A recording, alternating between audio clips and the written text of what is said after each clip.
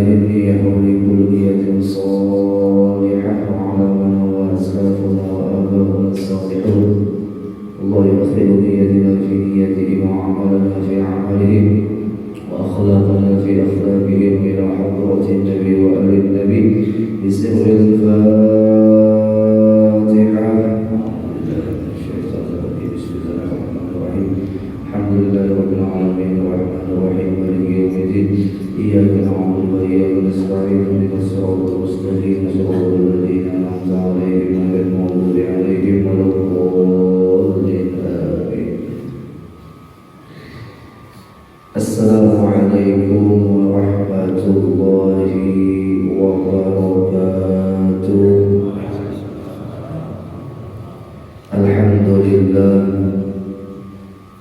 الحمد لله الذي هدانا لهذا وما كنا لنهتدي لولا أن هدانا الله.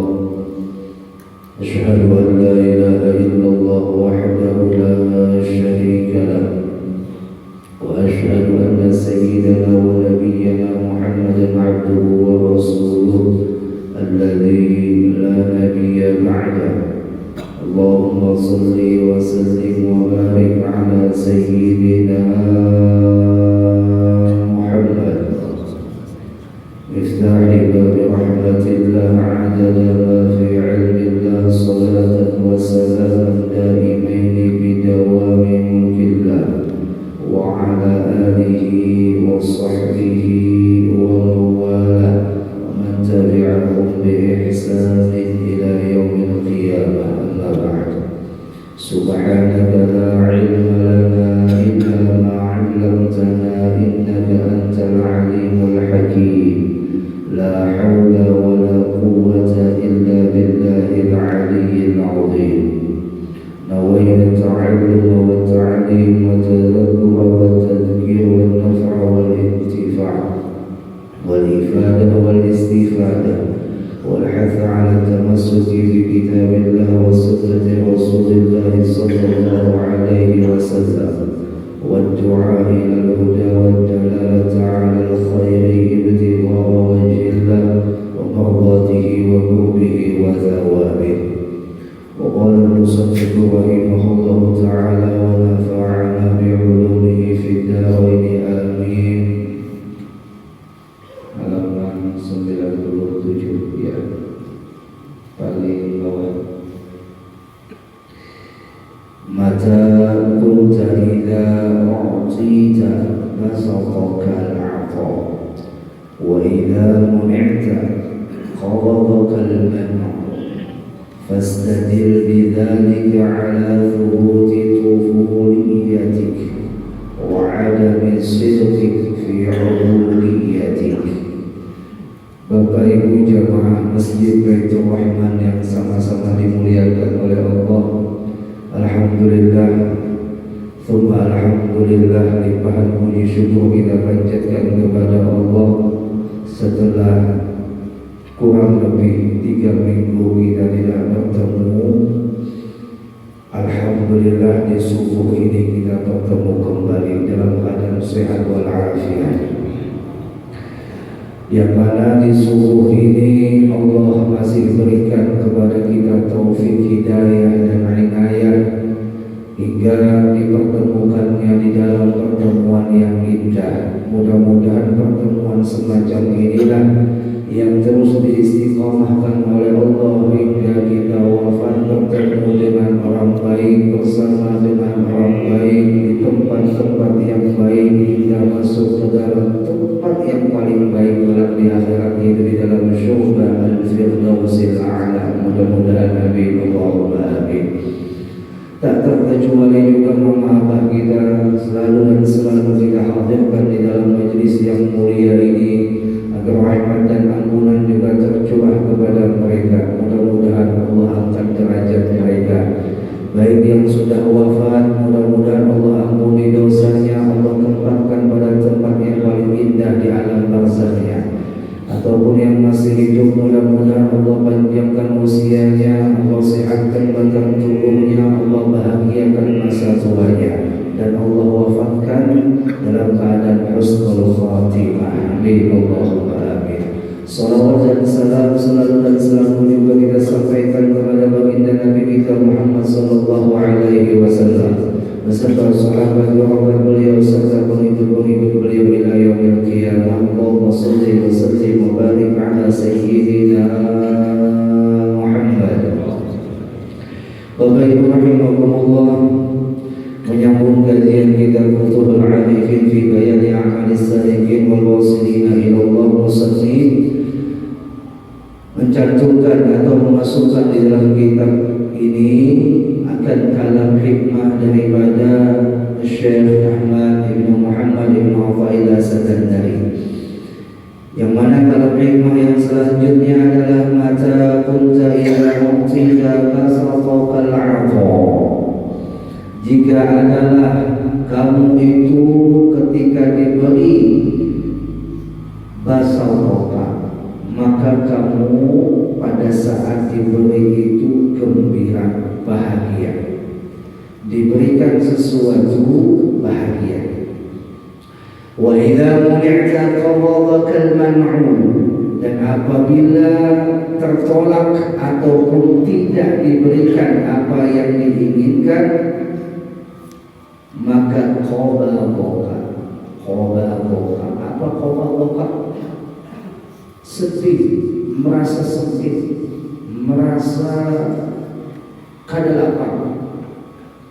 Maka ujar Imam Ibn Athaillah, munnya orang ini diberi bahagia, kada diberi kecewa, fastadil bidzalika ala thubuti tufuriyatin, menunjukkan orang tersebut hal demikian itu adalah sifat kekanak-kanakan.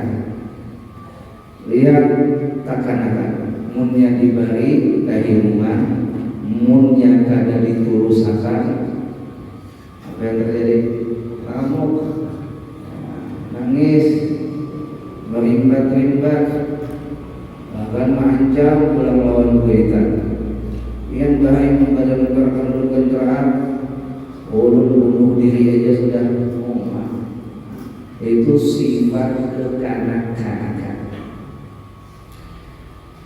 Secara normalnya, iya memang ketika diberi bahagia, ketika tidak diberi kecewa, iya, tapi itu masih dalam ranah sifat kekanakan, belum masuk dalam sifat kedewasaan. Ya Allah, kita akui aja, kita ini masih kekanakan. Jemaah, yang diharap umumnya kabul, Masya Allah bahagianya. Tapi yang diharap itu pada kabul, ya tapi harap nangis, kecewa, bahkan putus asa, ada hakun lagi berdoa. Itulah menandakan ujar Imam Ibn Athaillah sifat kekanakan masih ada di dalam dirinya. Wa adami sidqika fi ubudiyatin, dan juga menandakan ketiadaan kesungguhanmu pada kehambaanmu. Kadada kesungguhan dalam pengabdian seorang hamba, masih mementingkan kepentingan diri sendiri, masih ada sifat kekanak-kanakan tadi. Kayak bacaannya Ustaz, punya kita dapat anugerah, dapat hadiah, atau doa kita dikabulkan Allah, kita bahagia, tapi bahagianya ada kayak kekanakan.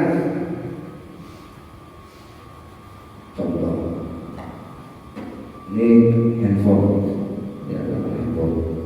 Nah, biasanya perbedaan orang yang sudah lawas pakai handphone lawan orang yang hanya pakai handphone berbeda.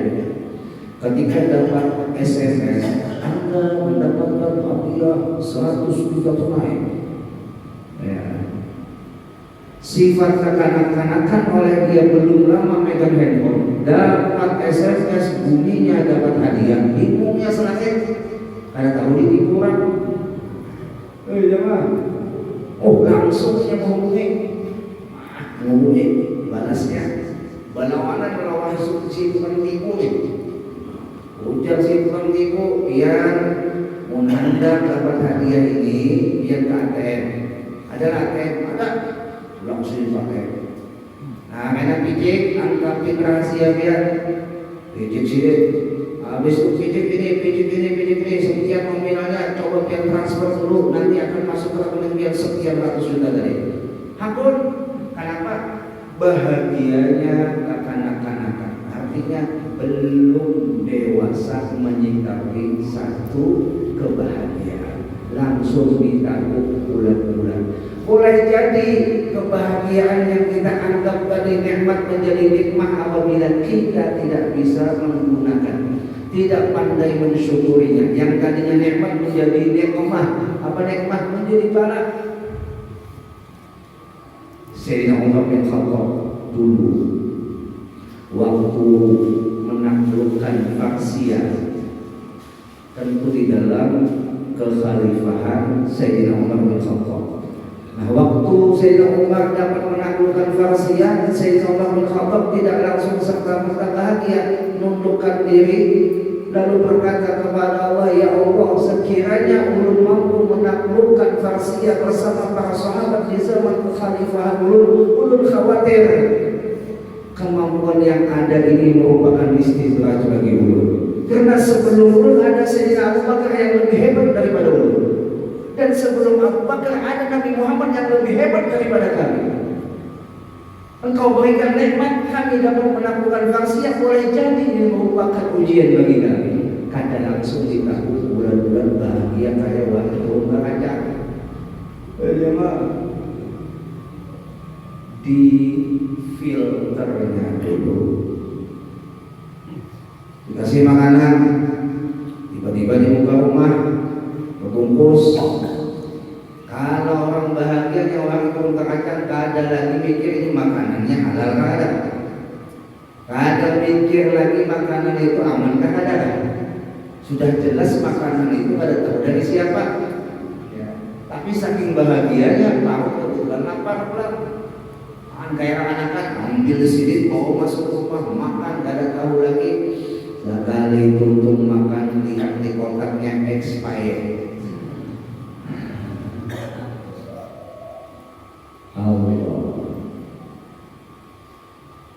Kami semalam alhamdulillah kehadiran nikmat Bapak Ibu.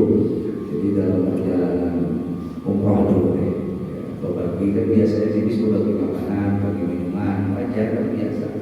Tapi jamaah yang memang karena kehausan dan BITI lagi minuman yang dibagikan itu, dan yang lengkap itu pun ada BITI juga, sekalinya lihat di expirednya 2021. Artinya ketika kita diberikan sesuatu bahagia boleh, tapi tetap waspada. Siapa tahu nikmat yang diberikan oleh Allah tadinya nikmat bisa menjadi nikmat apabila kita tidak pandai berhati-hati dalam menerima itu nikmat. Dikasih sehat, maka himungan sehat harus ini. Apa gunanya sehat kalau gunakan kemaksiatan? Apa gunanya sehat kalau hanya untuk kesia-siaan? Contoh kita saat ini berada di bulan apa? Di bulan apa? Dzulqa'dah. Bulan Dzulqa'dah itu orang Arab biasanya kada bepergian, artinya kada bertolak jauh. Jadi orang kita kampung bulan ini jangan bertolakan jauh, diam di rumah atau di sekitar kampung aja, di kota aja, atau di wilayah satu provinsi aja. Itu orang Arab memahami bulan Dzulqa'dah seperti itu. Makanya disebut Dzulqa'dah, bulan duduk diam. Ada juga yang mengartikulasikan Dzulqa'dah itu Qur'anul Qital, yaitu stop untuk berperang. Selain disebut Dzulqa'dah, Dzulqa'dah juga itu bagian daripada bulan yang haram, ya, bagian daripada bulan yang haram. Bulan ini dipandang sebelah mata oleh sebagian kita, bahkan tidak dihiraukan. dianggap seperti bulan biasa, padahal bulan Dzulqa'dah ini termasuk bulan yang mulia. Sering sudah disampaikan dalam majelis mulia ini bahwa dalam surah Taubah Allah menjelaskan tentang waktu yang di dalamnya diberikan kemuliaan. A'udzubillahi minasyaitonirrajim. Inna 'iddatash shuhuri 'indallahi 12 syahran fi kitabillah yawma khalaqas samawati wal ardh minha arba'atun hurum. Dzalika ad-dinul qayyim fala tadhlimu fihi anfusakum. Ujar Allah di dalam firman mulia sini, sesungguhnya bilangan bulan itu di sisi Allah terdapat 12 bilangan bulan, dan 12 bilangan bulan ini ditetapkan oleh Allah saat penciptaan langit dan penciptaan bumi. Dan di dalam 12 bilangan bulan ini pun ada 4 bulan yang disebut dengan bulan haram. 4 bulan yang haram ini Nabi jelaskan Nabi dalam hadisnya yang sahih, Thalathatul mutawaliyat, Dzulqa'dah wa Dzulhijjah wal Muharram wa Rajabun syahrul mubarak alladzi baina Jumada wa Sya'ban. Bulan yang haram itu kata Nabi 3 bulan yang pertandingan, sisa 1 bulan yang terpisah. 3 bulan yang pertandingan itu adalah 1 Dzulqa'dah, 2 Dzulhijjah, 3 Muharram, dan 1 yang terpisah adalah bulan Rajab. Kalau Ramadan yang kita masuki semalam adalah bulan yang merupakan presidennya bulan, maka 4 bulan yang haram ini merupakan menterinya Ramadan. Pian hormat dengan Pak Presiden, tapi menterinya dicaci maki, sama menjadi satu kesatuan pian menghina Presiden.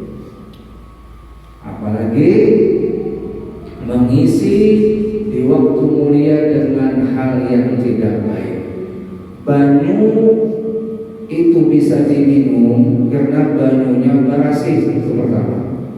Setelah berasih, banyu itu disuguhkan dengan secara hormat oleh yang ampun rumah.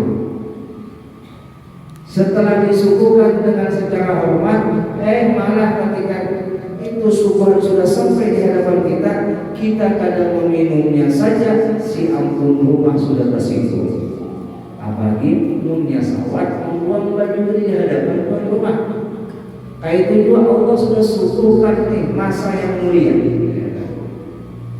Kadang kita hiraukan, kadang kita minum, kadang kita makan, kadang kita ambil, kadang kita manfaatkan.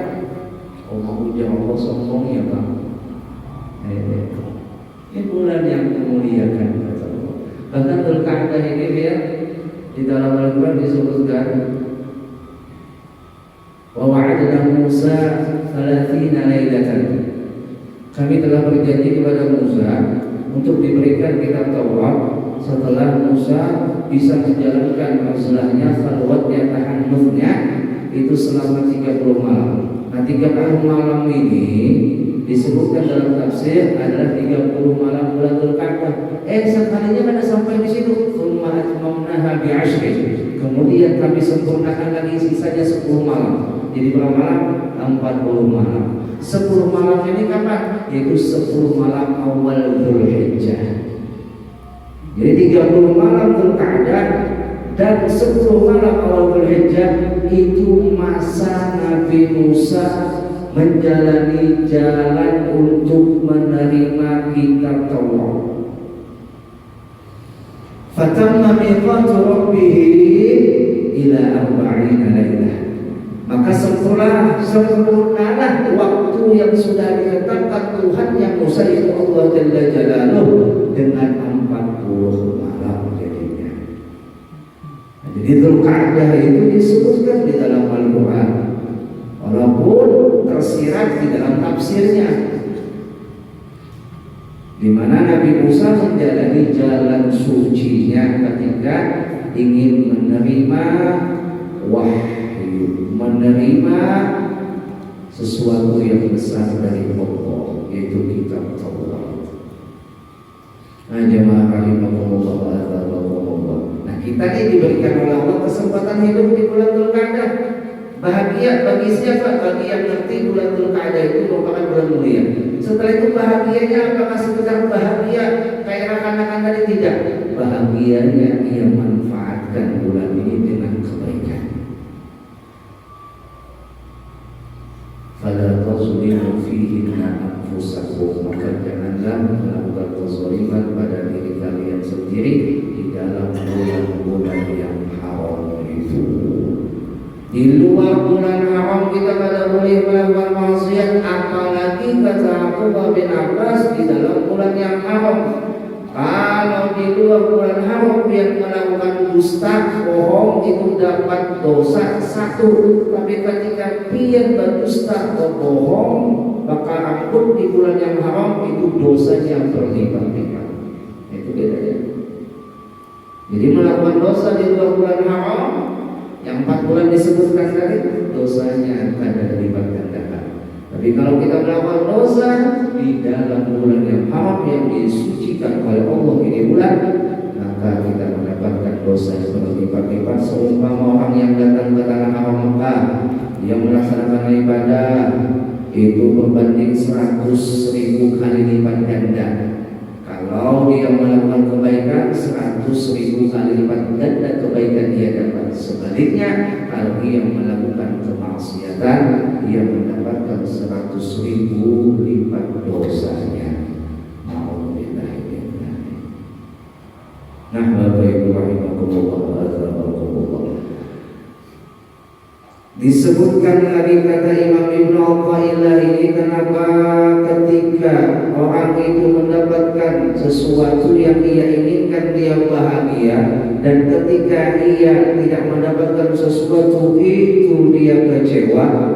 Selain dia memiliki sifat kekanak-kanakan, maka sifat kekanak-kanakan ini juga selain itu adalah orang itu akalnya tidak dewasa, masih kayak kekanak-kanakan. Dia memahami sesuatu itu hanya sekedar luarnya, tidak sampai di balik dari sesuatu tersebut. Contoh saja, dia tadi dikasih umpama hadiah dengan syarat bayar pajak dan lain sebagainya. Kalau dia mikir dengan cara dewasa, dia tidak akan tertipu. Tapi kalau dia mikir dengan cara kekanakan, bayar aja, yang penting dapat hadiah, padahal itu tipuan. Jadi hati-hati dalam menerima anugerah yang Allah berikan. Apa hati-hatinya? Hati kita harus kita muliakan, hati kita harus kita standarkan, hati kita harus kita dewasakan. Jangan sampai kayak kekanakan. Dan sifat kekanakan sudah disebutkan di awal tadi, dia ketika dapat bahagia, ketika tidak dapat kecewa. Jangan sampai seperti itu. Orang yang dewasa, dia akan memahami, diberikan nikmat, dia syukur, tapi tetap hadir. Apa hadir? Tetap hati-hati. Ketika dia diberikan bala musibah atau tertolaknya doanya, tapi tidak ada istilah tertolak doa. Doa itu sudah dibahas pada pertemuan yang telah lewat. Ketika tidak diberikan di dunia, bisa jadi diberikan di akhirat. Ketika tidak diberikan sesuai dengan keinginan, digantikan yang lebih baik. Atau ketika tidak diberikan di saat itu, bisa diberikan nanti. Itulah rahasia Allah dalam mengabulkan doa kita. Anggap saja baginya beranggapan itu tertolak, padahal nyatanya tidak tertolak doanya. Karena sifat kekanak-kanakannya, lalu dia beranggapan langsung, doaku ditolak, harapanku ditolak, lalu dia menangis sedih dan tidak mau lagi berdoa. Wal'iyadzubillah. Maka orang seperti ini adalah orang yang belum sungguh-sungguh dalam kehambaannya kepada Allah. Coba lihat Rabi'atul Adawiyah. Rabi'atul Adawiyah itu ketika beribadah, ya Rabb, aku beribadah kepada Bian bukan karena syurga Bian. Aku beribadah kepada Bian bukan karena takut dengan neraka Bian. Nah, ini ikhlasnya Rabi'atul Adawiyah.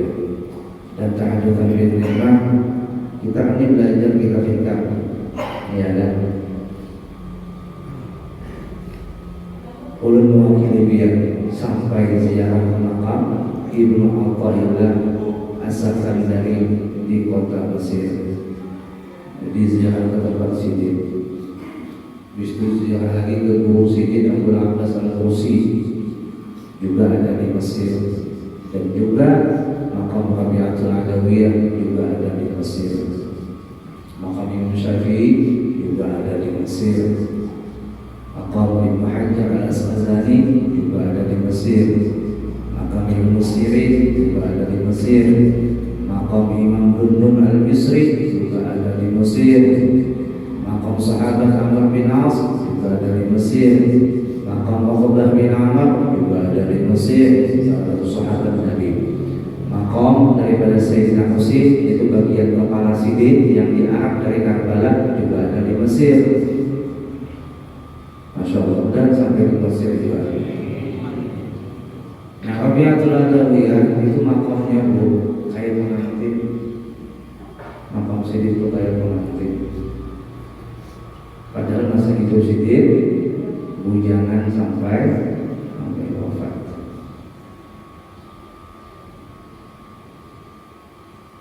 Sampingnya makam Rabi'atul Adawiyah, makam Imam Gunun al-Misri sedampingan. Nah, di makam Rabi'atul Adawiyah itu yang jaga pas kebetulan saat itu Babinian, jaga Babinian. Dengan bahasa Arab Mesir, bahasa Arab Amiyah, dia katakan jangan lakian itu bahasanya berdoa yang beriman. Di sini yang paling bagus Babinian yang berdoa beriman. Itulah bahasa maknanya. Kalau dia penasaran belum tahu nih Yesus mana, apa maksudnya, apa maknanya. Dikisahkan sidin bahwasanya ujian sidin kalau lakian sidin berdoa bertawassul Babinian kayak kurang etis, itu dia sidin. Ini cucunya Babinian dalam hati ulun di pendapat sidin, ya Allah. Artinya apa? Babinian itu bisa mendapatkan makam waliyatullah, makam wali dari pihak Babinian, itu Rabi'atul Adawiyah. Jadi Babinian tidak menutup kemungkinan mendapatkan makam wali.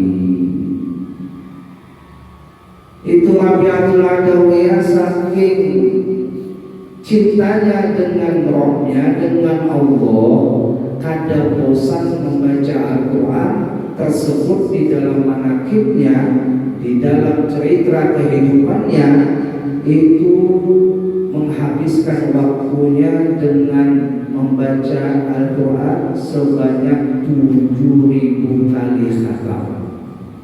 7.000 kali khatam Al-Quran buat. Oh, pantas saja kamu jadi waliyah. Ya. Itulah orang yang sudah cinta dengan Allah, yang kada bosan membaca kalam Allah. Sering belum memakan wajah ulun biar tu ada kok. Apabila biar cinta kawan seseorang, suratnya, SMS-nya, WhatsApp-nya, ada bosan biar baca bolak-balik. Tahunan sudah itu surat masih dia biar buka. Ditanya oleh orang, ada bosan sampai baca surat si dia itu, ada bosan. Aku kangen, aku rindu. Kayak itulah orang cinta. Orang cinta dengan Nabi Muhammad kada bosan bersolawat. Orang cinta dengan Allah kada bosan baca Quran. Orang cinta dengan wali kada bosan baca manaqibnya wali. Allah. Banyak yang mengaku cinta tapi bosan, ya kan, menceritakan atau mendengarkan cerita orang yang kita cintai. Ya Allah. Pramugari di dalam pesawat memberikan arahan keselamatan selama di dalam pesawat. Bagi kita yang sudah sering naik pesawat bosan melihat tujuan, tapi bagi pramugari menjelaskan keselamatan dalam pesawat tidak ada istilah bosan. Kenapa? Karena jawabannya sayang kepada penumpang. Yang kedua merupakan tugas yang harus disampaikan. Bagi kita yang sudah beberapa kali naik pesawat, kada bosan jurusan saya. Sekalinya kada bosan memilih pramugarinya. Ya Allah.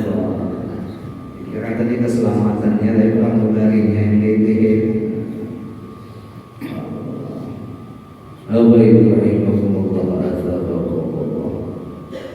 Kesimpulannya, dua hal yang harus kita perhatikan di dalam kalam hikmah al-imam Ibnu Athaillah ini adalah jangan sampai ketetapan keadaan kita terus seperti kekanakan.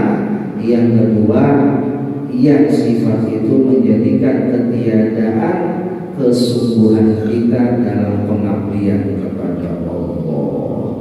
Jangan egois, jangan hanya mementingkan diri sendiri. Orang tarim itu apabila dia tidak bisa hadir dalam satu majelis atau karena jaraknya yang jauh, itu mereka selalu menitipkan satu kalimat yang indah. Bagus kita trendikan. Apa kalimatnya? Istahdirni, hadirkan ulunlah di majelis itu, hadirkan ulunlah di Mekah, hadirkan ulunlah di Madinah. Karena kalau sudah urusan hati, jarak jauhnya bukan ukuran tempat. Kalau jasad, jarak jauhnya adalah dengan diukur di mana kita berada dengan orang yang kita ukur tadi, di mana ia berada. Ulun seumpama di sini dengan pian yang di belakang sudah berapa meter. Secara jasad ukuran meternya jauh pun lawan babinya, tapi secara hati tidak berjarak. Pian melihat orang belakang umpama ke haulan, pian pada kawan tulang mengucap hadirkan amunah di majelis haulan. Dihadirkan pian dalam majelis haulan itu, maka pian sama sudah hadir di dalam majelis itu. Nah itu ditrendikan. Selain kita minta doa, juga minta hadirkan. Nah, kalau bahasa Arabnya istahdirna, kalau kita pakai jamaah, hadirkan kami Ustaz. Ini kadang Ustaz bolehnya. Minta maaf pula barangkali banyak ngomong. Ada yang boleh, cuma habis sudah dibagi-bagi. Minta rela ulun. Mudah-mudahan bubuhan biar yang langsung mengambil oleh-olehnya ke Makkah. Mana akun yang dibawakan lawan dia langsung mengambil ke sana. Akun ke sana, mudahan ke sana berangan. 23 hari perjalanan, banyak pelajaran yang didapat. Di antaranya dari Banjar ke Jakarta ke Malaysia, Malaysia ke Singapura, Singapura ke Abu Dhabi, Abu Dhabi ke Madinah, Madinah Mekah, Mekah Jeddah, Jeddah Siwun, Tarim Hadramaut ke Mesir, Mesir ke Dubai, Dubai ke Jakarta, Jakarta ke Banjar. 10 kali naik pesawat. Andian, Masya Allah. Jadi jajamah suki kita pada haji Isam. Nampung 10 pesawat ini, ya Allah. Dari gampangan dua ya. Itu transit, ya kan? Ya kalau memang transitnya ada tujuan di kota transit itu bersiaran, aman. Ya, kalau transit di Malaysia tempat menginap, alhamdulillah. Transit umpama di Abu Dhabi, kada apa-apa cuma di bandara aja muter-muter. Transit di Madinah memang itu tujuan. Mekah transit di dapat ditarik. Itu memang tujuan untuk siang. Transit di Mesir 3 hari ada tujuan siang. Transit di Dubai Pak cuma di bandara. Sampai ke Dubai nyanyuk kepala. Kenapa jadi nyanyuk kepala hanya turun dari pesawat masuk bandaranya. Di bandara mall kan. Dubai namanya lah, Dubai. Jadi biar 100 miliar Saudi itu kan duit kita 400.000. kan serial Saudi itu 4.000 ini. Kami punya 100, 400 ribu ya lah. Nah jadi 100 rial Saudi itu lu coba merupakan ke duit Dubai, duitnya dirham, dapatnya cuma 84 dirham. Wah, 1 dirhamnya 7.000 rupiah. 1 dirham di sana ada tak pakai. Ya, 7.000 rupiah. Nah, Dubai. Apa pelajarannya Ustaz? Pelajarannya pertama, itu hanya perjalanan dunia, begitu rumit, apalagi perjalanan akhirat lebih rumit. Yang siapa perjalanan akhirat itu gampang, lebih rumit. Coba itu di alam kubur kita transit berapa tahun? Jemaah, berapa tahun? Sampai kiamat transitnya. Mungkin kita waktu transit dan diberikan fasilitas, ayo makan dari dibalik, balik pulih bang. Habis dari alam barzah dibangkitkan lagi, menuju padang mahsyar, transit lagi di padang mahsyar. Maka setiap gerbang akhirat yang namanya tempat-tempat yang sudah ditetapkan oleh Allah sebelum kita masuk ke dalam surga, itu ada istilah antrian. Jamaah yang antri paspor, antri waktu pemotongan pentotokan lah. Ada yang berbeda. Paspor ditok masuk, antri kan di imigrasi. Dan ucap Ustaz panjangnya antrinya. Belum jawab, ada sepanjang antrian di akhirat. Hanya untuk mendapatkan tokokan itu, jadi kita rela berdiri.